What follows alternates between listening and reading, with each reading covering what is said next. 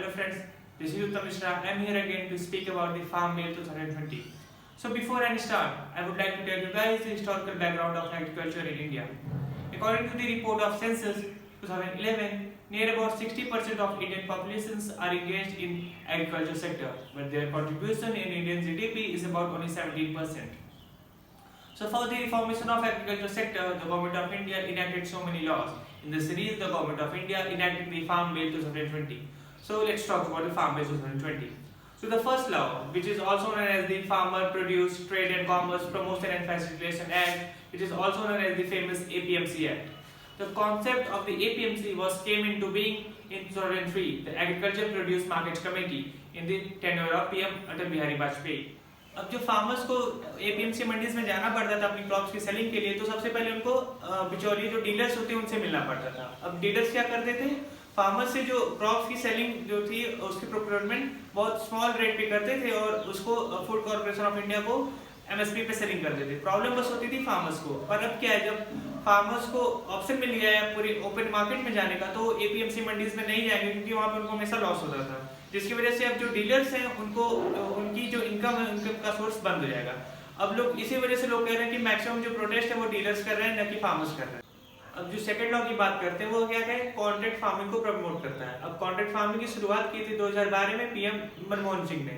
अब इसमें है क्या, अगर आप डेटा देखोगे इंडियन फार्मर्स का, जो 85% इंडियन फार्मर्स ऐसे हैं जिनके पास लैंड है 1 एकड़ से कम है, जिसकी वजह से उनको प्रॉफिट हो नहीं पाता है फार्मिंग करने में। इसकी वजह से गवर्नमेंट ऑफ इंडिया ने कॉन्ट्रैक्ट फार्मिंग को प्रमोट करना शुरू किया।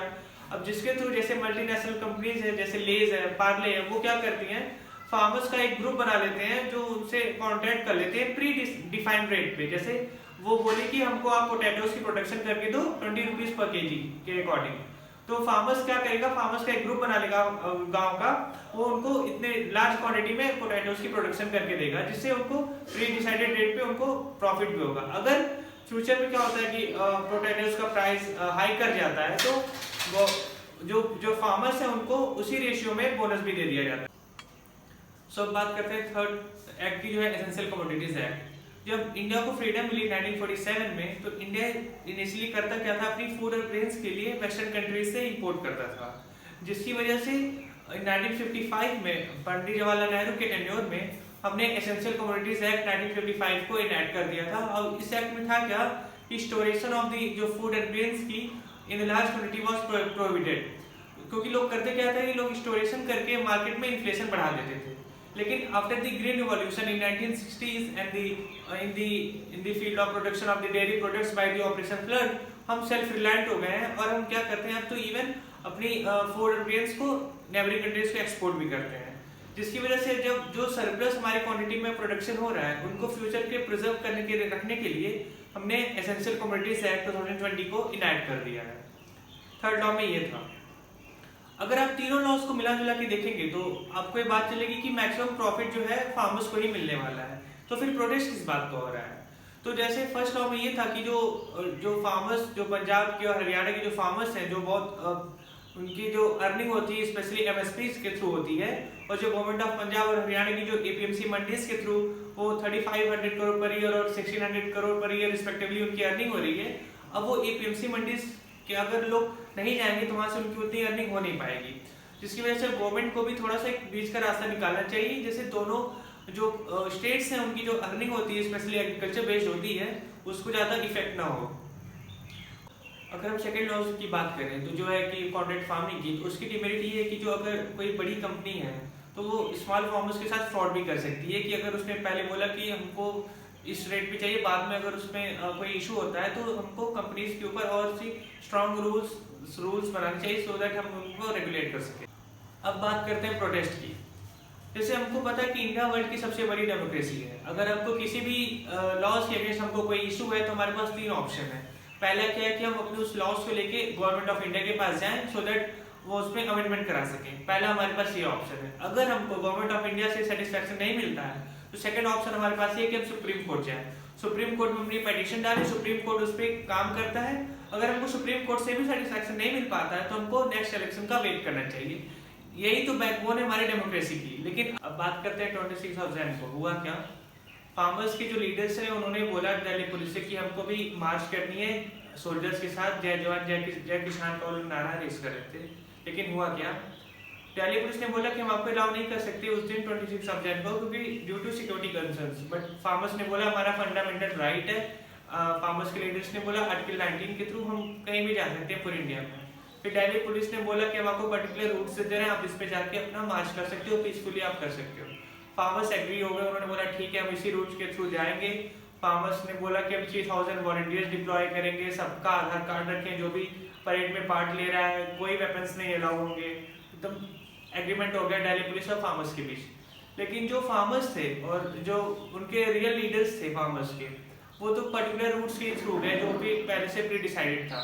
लेकिन और जो अनवांटेड पीपल्स थे उन्हीं फार्मर्स के बीच में से वो क्या किया, उन्होंने बैरिकेडिंग्स तोड़ दी पुलिस की। उन्होंने प्री डिफाइंड जो रूट्स थे उनको छोड़ के वो दिल्ली पुलिस का हेडक्वार्टर ITO पहुंच गए। लोग रेड फोर्ट पे जाके अपने पर्टिकुलर रिलीजन का उन्होंने फ्लैग लगा दिया। अब आर्टिकल 19 आपको राइट देता है कि आप पूरे इंडिया में कहीं पे भी मार्च कर सकते हो, पीसफुली प्रोटेस्ट कर सकते हो। लेकिन आर्टिकल 51 का क्या, जो आपकी फंडामेंटल ड्यूटी है कंट्री की सॉवरेनिटी इंटीग्रिटी को मेंटेन करके रखना, जो उसकी कंट्री की हेरिटेजेस है उनकी सिक्योरिटी की रिस्पांसिबिलिटी लेना, ये तो आपकी फंडामेंटल ड्यूटीज है। जिस पंजाब जो मदरलैंड के लिए जाना जाता है, अपनी ब्रेव हार्ट्स के लिए, सोल्जर्स के लिए कितना सेक्रीफाइस किया पूरी कंट्री जानती है। उनके सिखिज्म जो रिलीजन है कितना आइडल्स के साथ लोगों को बताते हैं कि कितना सेक्रीफाइस करते हैं, कितनी हेल्प करते हैं। अब कुछ लोग जो फार्मर्स के बीच में आ गए थे अनवांटेड पीपल्स, उन्हीं का नाम खराब कर रहे हो। जो लोगों ने तिरंगे के लिए क्या क्या नहीं किया, उसी तिरंगे को कोई एक पर्सन नीचे फेंक दे रहा था और लोगों ने एक्सेप्ट कैसे कर लिया। वहाँ पे जो फार्मर्स थे, जो भीड़ थी, उन्होंने उसे एक्सेप्ट कैसे कर लिया, उसको वहाँ से जाने कैसे दिया। तो ये सब बहुत अनफॉर्चुनेट इवेंट्स था, बहुत डिसअपॉइंटमेंट हुई पूरी कंट्री को, शर्मिंदा होना पड़ा।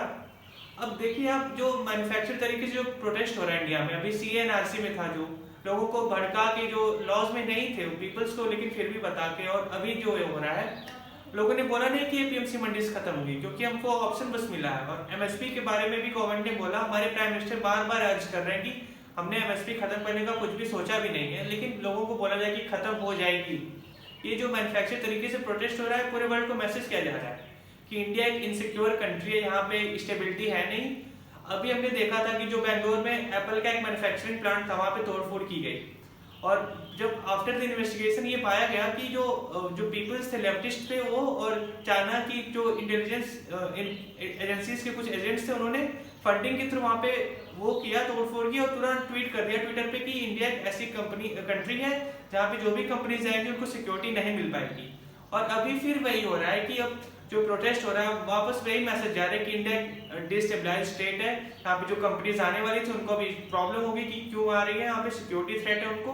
और अभी जो हमारा नैरेटिव बन रहा है पूरे वर्ल्ड में, जो पॉप स्टार्स हैं, रिहाना और जो भी स्टार्स हैं, ग्रेटा थनबर्ग, जो भी लोग हैं, वो वापस से नैरेटिव बना रही है।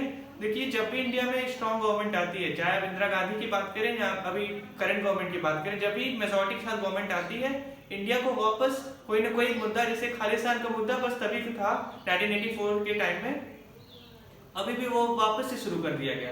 जब इंडिया फिर थोड़ा सा इनसिक्योर हो जाएगा, उसकी गवर्नमेंट थोड़ी सी लूज हो जाएगी, फिर वापस ये मुद्दा अपने आप खत्म हो जाएगा। इंडिया में कोई भी इसकी बात नहीं कर रहा, ना हमारी इंटेलिजेंस ने बात किया कि खालिस्तान का मूवमेंट शुरू हुआ। लेकिन जैसे ही रेड फोर्ट पे जो भी इवेंट हुए, पाकिस्तान का जो माउथ पीस है दरडाउन है, उसने तुरंत बोल दिया कि इंडिया में वापस से खालिस्तान का मूवमेंट शुरू हो गया है। तो हमको ऐसे लोगों को हमको वहाँ पे चांसेस नहीं देने कि अपनी कंट्री की सॉवरेनिटी और इंटीग्रिटी को मेंटेन करके रखना है।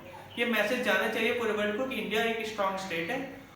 अभी हमको प्रोपेगेंडा से बचने की कोशिश करनी चाहिए। अभी एक एग्जांपल लेते हैं, उत्तराखंड के जो चाइना की जो वहाँ पे बॉर्डरिंग थोड़ी सी प्लेस है, वहाँ पे रोड की मैन्युफैक्चरिंग की काम चल रही थी, तो वहाँ की लोकल्स पीपल ने उसका अपोज करना शुरू कर दिया। फिर बाद में जब इन्वेस्टिगेशन की गई तो पता चला जो फंडिंग आ रही थी उनको प्रोटेस्ट करने की, वो नेपाल के थ्रू आ रही थी। अब सबको पता है कि नेपाल एक ऐसी कंट्री नहीं है कि जो इतनी फंडिंग कर पाए, तो सीधा सा ये गया कि चाइना अपने नेपाल के थ्रू फंडिंग करा रहा है, जिसके थ्रू इंडिया को वहाँ पे रोड्स बनाने की मौका ना मिल पाए। सेम चीज वहीं पे हो रही है। अभी यहाँ पे जो पाकिस्तान की कंट्री है, जो वहाँ की ISI है, जो कनाडा है और जो लंदन है, जो अनवांटेड पीपल्स हैं, जो इंडिया में पूरे तरीके से उनको हिट लिस्ट में डाल रखा गया और वो फंडिंग कर रहे हैं, और कुछ पीपल्स पूरे कंट्री का नाम खराब कर रहे हैं, पूरे रिलीजन का नाम खराब कर रहे हैं। तो हमको ऐसे लोगों से बचना चाहिए। Thanks for watching. If you like my video, then please like, share and subscribe.